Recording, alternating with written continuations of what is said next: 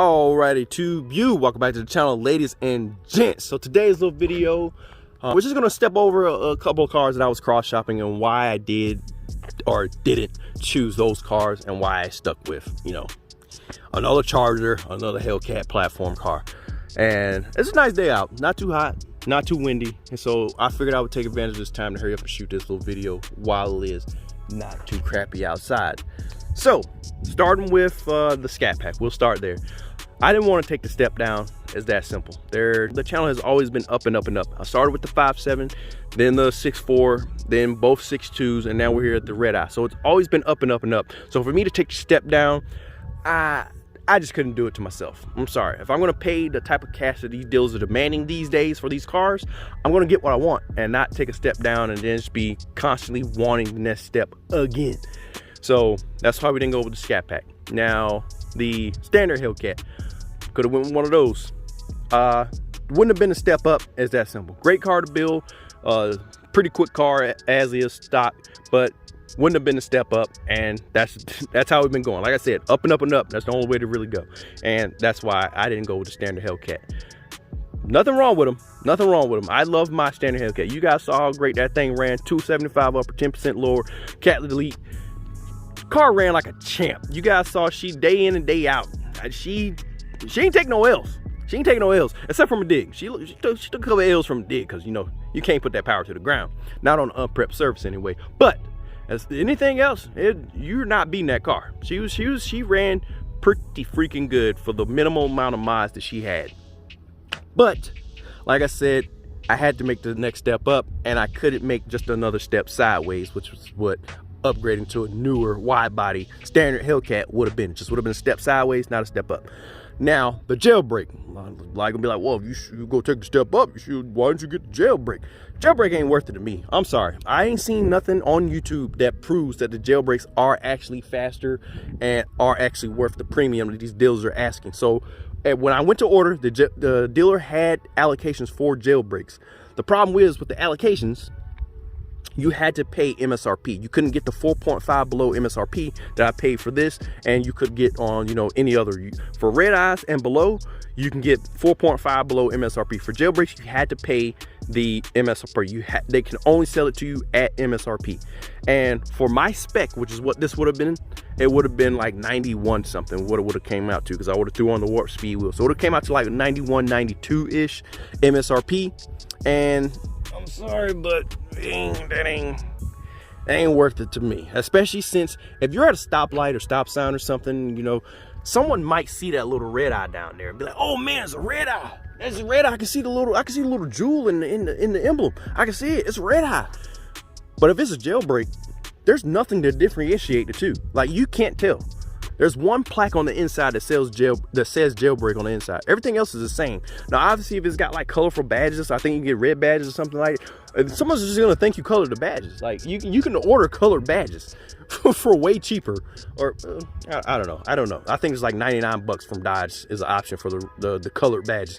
So you can get like red, bronze, black, other colors like that. But you can get that secondhand. No one, like, if I get the secondary badges and throw them on, does that count as a Jailbreak? Like, if someone's gonna mistake my car for a Jailbreak, I'm not up badging. All I did was get different colored badges. So would that be up badging?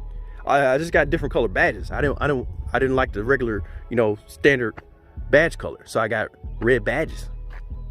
Would that be up badging? Because that's all the Jailbreak is. It's just it's just a fancy Redeye. That's all it is. Colorful cat. That's all it is. Just colorful cats. That's all they are. And then as far as taking a step up for the Jailbreaks, next year, the standard Hellcats, the 717 models, they're going to be available as Jailbreak models. Like, they're going to be 717 still, but you're going to be able to get all, you know, the calipers, the seat belts, the seats. You're going to be do all that stuff just like the Redeye Jailbreaks. It's going to be Jailbreak standard Hellcat and then Jailbreak Redeye. So it technically will not be a step up anymore. You can't say it's the top of the top if you can just get a standard Hellcat, which is going to look exactly the same and it still be a freaking Jailbreak. So the Redeye is still the top trim level to get, to me. You can argue all you want, but to me, I'm sorry, colorful cat just ain't worth it. Not to me. Now, GT500. It's a Mustang platform. They run great. The 5.2 is phenomenal engine. You guys have seen those things on the channel. They run good and they run hard. They are faster cars, but it's only a 2-door. And I'm sorry, I love my 4-doors. That's a huge ding for me. And the fact that they're so freaking expensive. Now, there's probably a dealer out there that would have did the same kind of deal that Dan Cummins did at MSR, at or below MSRP if you special order through them.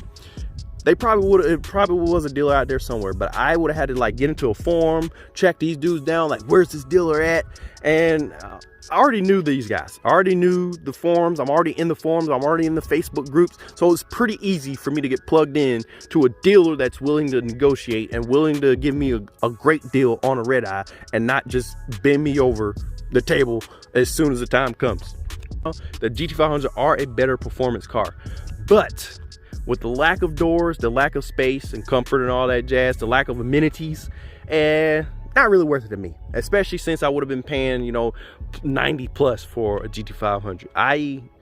Not for me, I'm sorry. And I would have been lumped into the Mustang crowd. I like my Mustang guys, my Mustang friends, I should say. They're good guys. As far as the dudes that I deal with on a day-to-day basis in my comments, no. I don't want to be associated with those guys. I'm trying to find them and beat them. Those guys, I want to find and beat them. I don't want to join them. I don't want to join those guys. They give a bad name to the Mustang crowd. Now there are bad Mustang or Mopar dudes as well. Don't get me wrong. There's bad Mopar dudes, but I don't want to be a part of the original crowd killer crew. I'm not doing that. So, another GT500. Let's step into the LT cars or GM cars, all of them. We'll start with the Z06 ZL1. They're pretty much the same. All right, don't tell them I said that, but we'll just do those. So, as far as the Z06 and ZL1, 2 doors off the bat. So, pretty low down on the totem pole right there. The Z06 you can't order anymore, so I wouldn't be able to work a deal on that. The C7Z, there you go. The C7Z I can't order anymore. You can only get used ones. So the used car market, as we know, is pretty freaking stupid right now. If you want a good deal on one, you're probably gonna have to go back, you know, 3, 4, 5 years just to get a good deal on one. And it's gonna have 30, 40, 50,000 miles on it to even get a decent price on one of them. As far as one with low mileage, man, you're still looking in the price of one of these brand new.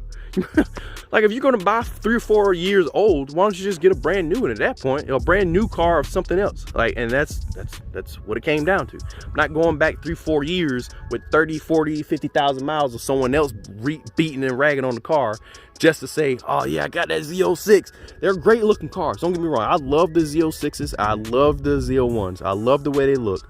But with 2 doors, and you know, the fact that I would have to go back on those Z06s just to get a decent model, not worth it. Now, ZL1s are cheaper. They are cheaper, and they still are a great looking car, but it's still a 2-door, and it comes down to the modability, and the modability goes across to the Z06 as well. These things, they take E85 with a breeze.